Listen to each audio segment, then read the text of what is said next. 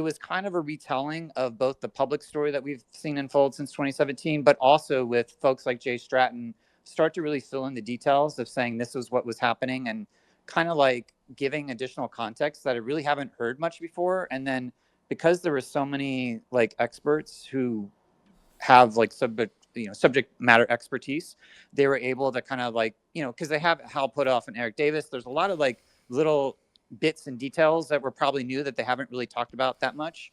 And it's within this larger context that they're able to share like, oh, because of Jay Stratton and we were working on this, then we had access to all this classified information. And, we have seen this evidence, and based upon everything we've seen, there's like stuff that they were saying that maybe they've said similar things, but the thing that is unique about this film is that it kind of like ties it all together. Like, this is the film that if you're a huge like UFO nerd like me and you want to just be like, here, get ramped up and kind of get sort of the core of the lore of the story of the people who are credulous to this topic, then this was a great kind of primer. But the other thing that's new and different about this film is that you hear a lot more from like folks like Rubio and Rounds, quite a lot from Rubio actually, and from Rounds. Sometimes it's just like, hey, what if like Russia and China get this tech, then we're going to be in trouble. So it's general like, hey, national security threats. But stuff from Rounds that I was just surprised, because we really haven't heard much from Rounds aside from like the colloquy that he did with Schumer on the floor. But we really haven't heard like, hey, like there is a reason why we had eminent domain in here. And so there's like and the other thing that Dan Farah didn't necessarily do is like explain the Gang of Eight and why these particular people that were senators were important because they're saying this. They're all a part of the Gang of Eight and they all have information. But so it's this weird thing where they can't really actually say much of substance around the topic, but Dan Farah managed to have them saying a lot of other information that was kind of generally saying like, hey, there's people who, even presidents, they don't always have a need to know everything. And so it's entirely plausible that if this exists, that the president may not even know about it. So these are all things that people that are following this story for a long time kind of hear about and know. But I think what's unique about this story is it kind of weaves together all these bits and pieces. And so I'll probably just stop there and then open it up to questions because... Cool. And was the production... We'll get there. One quick thing I just want to say. I don't have a comment about what he said. Y'all can digest that.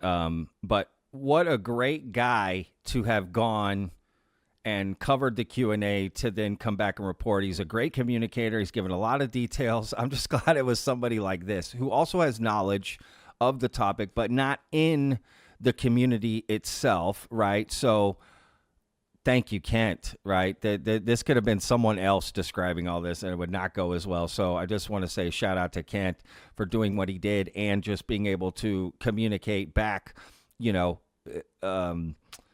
what he saw and also give little tidbits about things, right? Kind of little inside baseball, but not too much. And so we got lucky, y'all, that it was Kent that went and saw it and is reporting back on this, to be honest with you. We did. We got lucky. So shout out to Kent.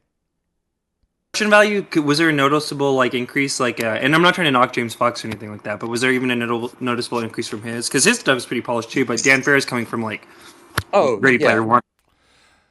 They're talking about the production value of the film.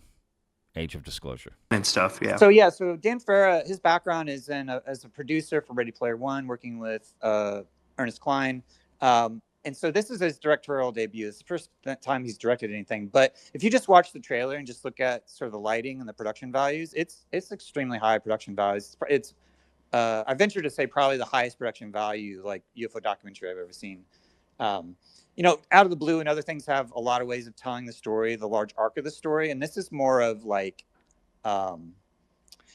say, a complaint or critique is that if someone doesn't believe in this topic, I'm not sure if this is a doc that's going to convince them unless they are appealing to the authority of these 34 folks that are speaking. And there's other things that they start to weave in. There was some new people that really haven't been public before, but they're not necessarily like David Grusch level whistleblowers. It's more of we've all heard around Gary Nolan how he's got into this UFO field through Stanford, and how there was like a CIA and someone from the defense industry who came recruit him, and they have people that had impacts from the biologics from UAP exposure. And Was so then Grusch in it? Oh, sorry. They have someone who is one of those people who were some of these subject matter, some of these people who were victims of this kind of radiation exposure. And some of these people may have been out before and named, but they start to name like some folks like that they're very brief. They just say, yes, I was in this position and I had these effects and I was a part of, this is what happened. And so there's like a series of these kind of like eyewitness things that happened. First-hand like accounts of people like working on the program type deal that we've never heard of? No, nothing, anything like that, but more of like people who are in the military who may have been exposed to some sort of like UFO sighting and then had some sort of like effects that then were part of people that were like studied by Gary Nolan. So Gary Nolan has access to like the physical evidence of that, but it's all, of course, classified in CIA and everything else. So we don't see, there were slides that Gary Nolan showed on like Tucker Carlson that basically said that there was some stuff from the DOE and stuff like that. That's probably like more empirical evidence in terms of the actual impacts of that than was shown in the film. So mostly this film is like talking heads that are speaking and kind of weaving the story together. There's nothing like, there's no new like whistleblowers are making any new claims. Like, to me, it's like, there's been a lot of people that have been tracking this very closely. And it's kind of in technology spheres, there's like the innovators, early adopters, and there's a crossing of the chasm that then kind of reaches out into the mainstream. This is a type of film that like has a potential to cross the chasm and to at least telling the credulous story of people who are wanting to, believe that there might be some merit there. But as it crosses the chasm, it's not something that, it's hard to say. There might be people that watch it and are completely convinced. There's clearly people on the South by Southwest programming team who are completely blown away, and who are not kind of already true believers, but then we're like, oh my God, this is totally convincing. So yeah. So what were people saying in the audience after? Red Panda had asked him about David Grusch or was about to, and he got, cut off. I really hope he comes back to that. I don't know if he does. So let's just hope that he comes back to David Grusch, because David Grusch is not in the documentary as far as we know. Maybe he's mentioned. I don't know. But that's interesting that they presented people who came out to say, hey, I had a UFO encounter and walked away with a physical ailment of some sort, a physical cause, right, effect, I guess, from that encounter of the UAP, right? That's interesting. I wonder who some of those people were. Do we know them, right? I don't know. That's interesting. That could be new. If you're looking for something new, that could be it. All right, let's continue. What were some of the vibes you were getting from people there? Well, so I left pretty quickly because I had to get back to some other, like, I literally did an interview like 20 minutes later that I was scheduled for. So I had to go back and, I'm here doing podcast interviews with immersive storytellers. So I'm kind of like, this was just kind of like a side thing that I was dropping in. So I would have normally just kind of hung out and tried to go to the after party, because I'm sure that there was, I heard there was maybe like a Soul Foundation gathering afterwards. I'm sure that there was like the who's who of the UFO folks. They're all kind of hanging out, but I kind of went back and wasn't kind of doing any more coverage. Are you left-handed? No. Why? And real quick, last one, and then we'll get to some hands. Was David Grusch in the documentary? Thank you, Red. Only the clips. Well, so Dan like Fair his was testimony. Dan Fair was actually at.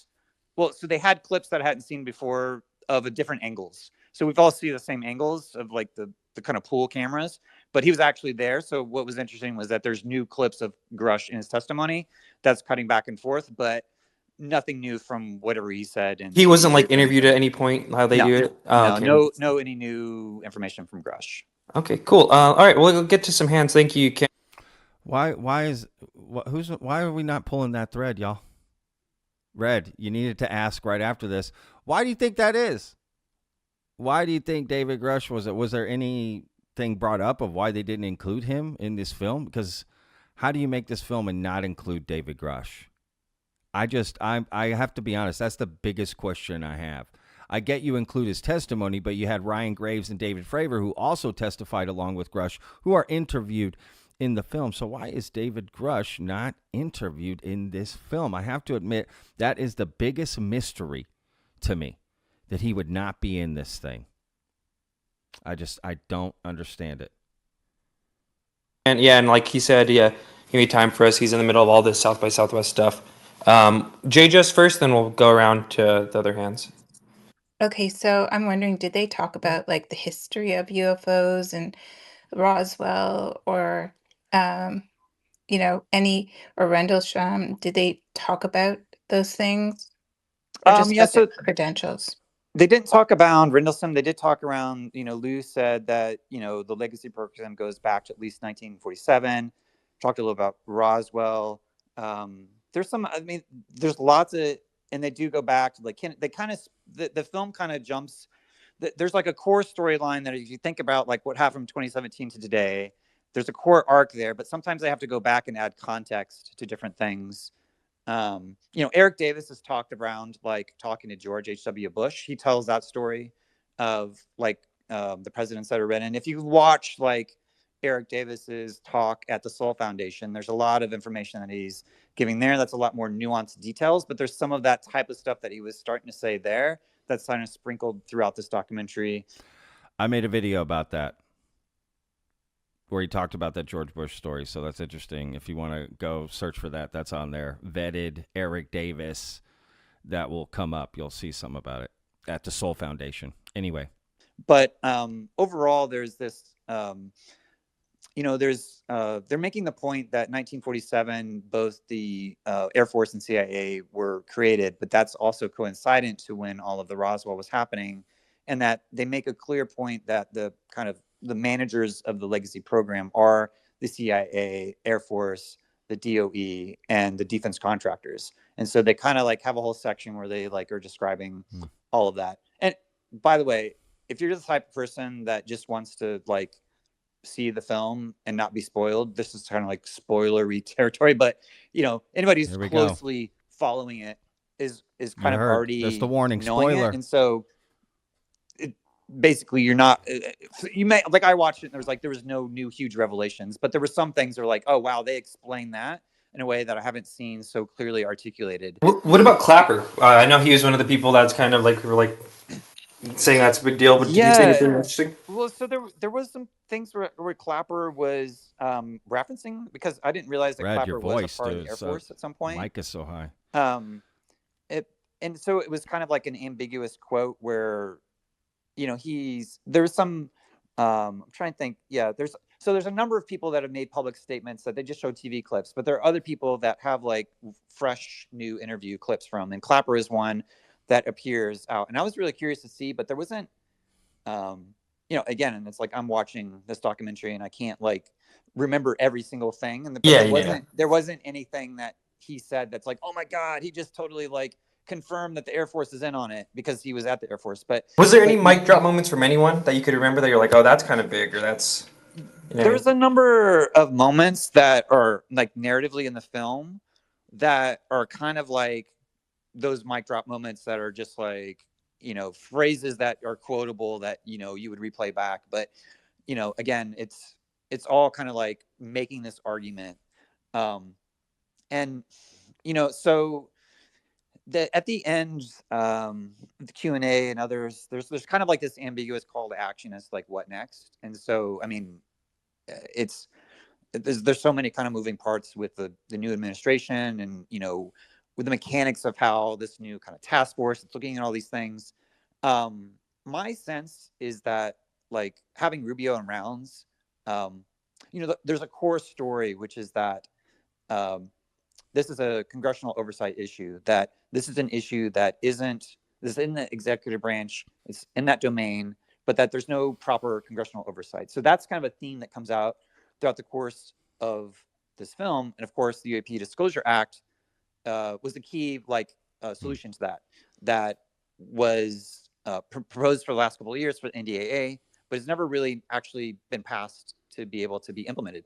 They kind of say, well, it was killed, but they don't really like go into the details for exactly how it was killed. There was just sort of like there's pushback from the controllers of the information.